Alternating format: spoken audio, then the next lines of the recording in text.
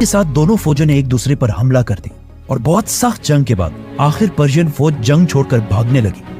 और मुसलमानों ने उनकी इस फौज को भी क्रश कर दिया। इस जंग के बाद एक बहुत ही अजीब सा वाकया भी पेश आया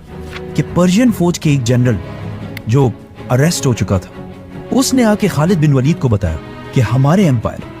पर्शियन एम्पायर में ये बात बहुत मशहूर हो गई है कि एक दिन किसी जंग के दौरान आपकी तलवार टूटने के बाद अचानक आसमान से खुदा की तरफ से आपके लिए एक तलवार उतरी, इसीलिए आपको सैफुल्लाह,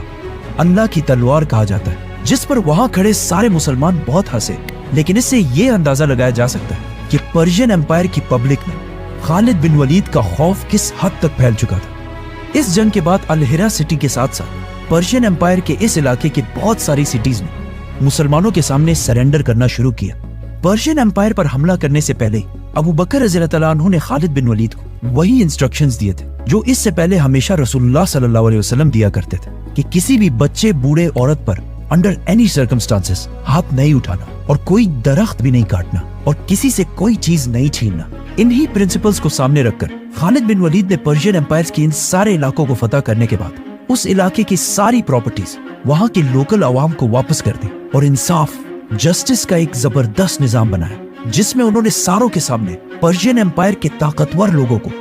आम लोगों की तरह सजाएं दी और सूद का निजाम भी खत्म कर दिया। मतलब खालिद बिन वलीद जैसे ही किसी सिटी को फतह करते, उस सिटी की इकोनॉमी खराब होने के बजाय और स्ट्रॉन्ग होने लगती थी। और खालिद बिन वलीद ने अपनी फौज को स्ट्रॉन्ग करने के लिए जो टैक्स,